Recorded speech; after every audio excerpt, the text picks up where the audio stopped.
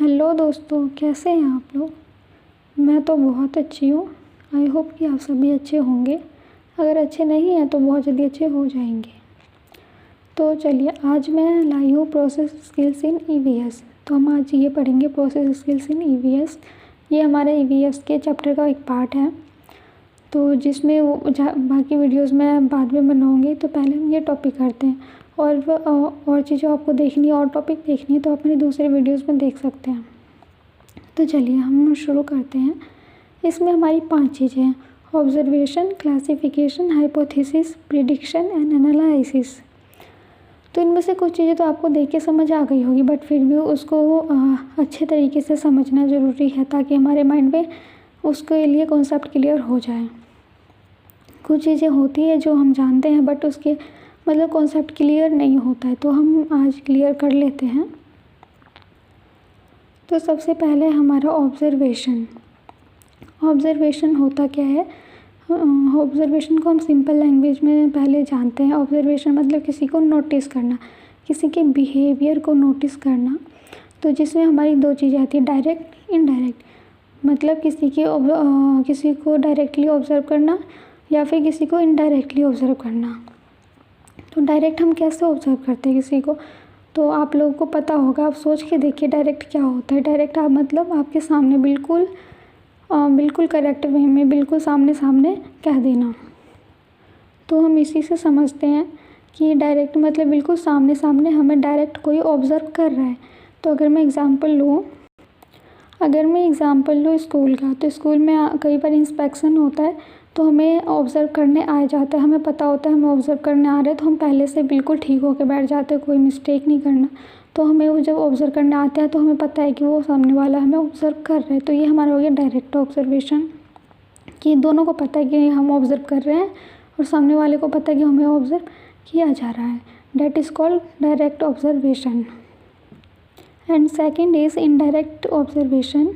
Indirect क्या होता है कि डायरेक्ट में हमने कहा कि सामने सामने ऑब्ज़र्व कर रहा है, हमें पता है। तो इनडायरेक्ट में होगा कि हमें पता नहीं है कि वो हमें ऑब्ज़र्व कर रहा है। जैसे कि आप कहीं बाहर घूम रहे हैं तो आपके टीचर या फिर आपके घर वाले या आपके फ्रेंड्स आपको कहीं देखते हैं तो वो आपको ऑब्ज़र्व करते हैं कि आप कर क्या रहे हो वहाँ पे। तो that is called indirect observation, कि हमें पता नहीं है कि हमें कोई ऑब्ज़र्व कर रहा है। तो ये था हमारा डायरेक्ट और इनडायरेक्ट ऑब्जर्वेशन। बहुत इजी है ये, आप लोग पहले भी थोड़ा बहुत जानते होंगे। अब आई थिंक आपको कॉन्सेप्ट क्लियर हो गया होगा माइंड में। तो हम सेकंड पे पहुंचते हैं। सेकंड है हमारा क्लासिफिकेशन। क्लासिफिकेशन मतलब तो हम समझते हैं किसी चीज़ का क्लासीफाई करना, बट क्लासिफिकेशन का रियल में मीनिंग क्या है। तो क्लासिफिकेशन का मतलब है किसी चीज़ को हम किस बेस पे क्लासीफाई कर रहे हैं। जैसे अगर मैं एक एग्ज़ाम्पल दूँ कि एक ट्राइंगल है, तो हमें ट्राइंगल क्लासीफाई करना है, तो हम उसे किस बेस पे क्लासीफाई कर रहे हैं। जैसे कि एक तो हम उसे एंगल के बेस पे क्लासीफाई करते हैं कि उसके 3 एंगल्स बनते हैं, 3 साइड्स में उसके एंगल्स बन रहे हैं, तो हमने एंगल को लेके क्लासीफाई कर दिया ट्राइंगल को। और दूसरा हम करेंगे उसके साइड्स को लेके कि उसकी 3 साइड्स होती हैं, तो ये हो गया हमारे साइड्स को लेके हमने ट्राइंगल को क्लासीफाई किया। एक तो हमने एंगल को लेके क्लासीफाई किया और दूसरा साइड्स को लेके। तो हम पे डिपेंड करता है हम किस बेस पे उसे क्लासीफाई कर रहे हैं, तो इसे हम क्लासिफिकेशन बोलते हैं। थर्ड है हमारा हाइपोथेसिस। हाइपोथेसिस क्या होता है। हाइपोथेसिस में भी यही होता है क्लासीफाई करना, क्लासीफाई करना नहीं होता है। हाइपोथेसिस मतलब होता है किसी चीज़ का पता लगाना। हाइपोथेसिस में क्या होता है कि पहले हम किसी चीज़ का डाटा कलेक्शन करते हैं, उसके बाद हम प्रॉब्लम देखते हैं, फिर सॉल्यूशन, फिर चेक करते हैं। जैसे कि इसका मैं एग्ज़ाम्पल दूँ कि हमारा एरिया है, जिस एरिया में हम रहते हैं, आप मान लीजिए कि आप जिस एरिया में रहते हैं तो वहाँ के आप मतलब गवर्नमेंट से जुड़े हुए हैं, तो आपका काम है वहाँ की प्रॉब्लम को देखना। तो उसके लिए आप क्या करेंगे, प्रॉब्लम को देखने के लिए सबसे पहले आप खुद ही सोचिए। तो आई थिंक आप प्रॉब्लम को देखने के लिए सबसे पहले डाटा ही कलेक्ट करेंगे उस एरिया का जितना डाटा होता है। तो आपने बहुत सारे डाटा कलेक्ट कर लिया। तो डाटा कलेक्ट करने के बाद आप देखेंगे प्रॉब्लम क्या क्या है हमारे एरिया में। तो आपको एक प्रॉब्लम मिला, पानी का प्रॉब्लम, कि उस एरिया में पानी नहीं आता है, बहुत कम आता है, तो उसके बाद आप सॉल्यूशन ढूंढेंगे कि इसका सॉल्यूशन क्या हो सकता है, हम कहाँ से पानी मंगवा सकते हैं, कहाँ से ला सकते हैं। तो आपने इसका सॉल्यूशन भी ढूंढ लिया कि हम दूसरे एरिया से, अपने आसपास के एरिया से पानी मंगवाएंगे, तो सॉल्यूशन ख़त्म।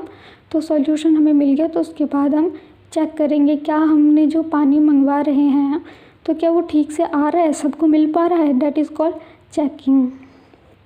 तो इस तरह से ये स्टेप बाय स्टेप चलना, डाटा कलेक्शन, फिर प्रॉब्लम, फिर सॉल्यूशन, फिर चेकिंग।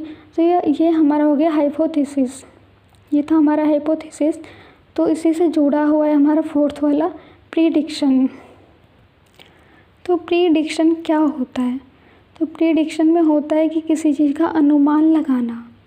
तो इसमें मैं एग्जांपल लूँगी कि हमारा जो वेदर होता है, जैसे कि आज सुबह हम उठे, हमने देखा बादल काले काले, तो हमने अनुमान लगाया लिया कि आज बारिश हो सकती है। तो ये हाइपोथेसिस और प्रेडिक्शन में आप कंफ्यूज हो सकते हैं, बट यहाँ कंफ्यूज होने की ज़रूरत बिल्कुल नहीं है, क्योंकि हाइपोथेसिस और प्रेडिक्शन में डिफरेंस है बहुत ज़्यादा।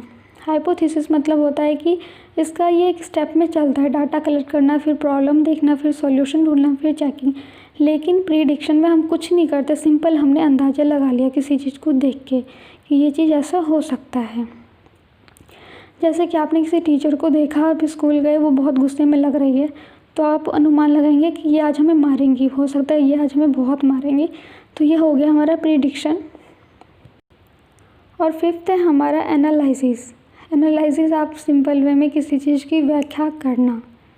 आप किसी भी चीज़ को लेके व्याख्या कर रहे हैं, एक विंडो है, आपने विंडो देखा, विंडो को लेकर आपने व्याख्या करा कि इसकी ये ब्लैक कलर का है, ये स्क्वायर शेप में है, इसमें इतनी सारी मतलब लाइनें बनी हुई है, तो ये हमने उसका एनालाइज कर रहे हैं। तो ये हो गया हमारा ख़त्म। 5 चीज़ों का हमने डिफ़ाइन कर दिया है। मुझे पक्का पता है कि ये इतना डिफ़िकल्ट नहीं था, सबको आ गया होगा समझ। ये प्रोसेस स्किल्स इन EVS हमारा सिर्फ इतना ही है, ज़्यादा कुछ नहीं है। हो सकता है कि आप लोग बुक खोले तो उसमें आपको बहुत सारी चीज़ें मिले, बट वो इतना इम्पोर्टेंट नहीं है। बुक में कुछ ज़्यादा एक्स्ट्रा चीज़ें दी होती है जो ज़रूरत की नहीं होती है। तो आप अपने नॉलेज के लिए पढ़ भी सकते हैं बुक, अच्छी बात है नॉलेज के लिए पढ़ना, बट यहाँ पे हमारा था कि मेन चीज़ों को डिफ़ाइन करना, हमने वो कर दिया, हमने समझ लिया। तो चलिए आज की वीडियो में सिर्फ इतना ही। नेक्स्ट वीडियो में हम और चीज़ें देखेंगे, बट जाने से पहले मैं आपको ये कहना चाहूँगी, प्लीज़ सब्सक्राइब करना ना भूलें और लाइक करना ना भूलें।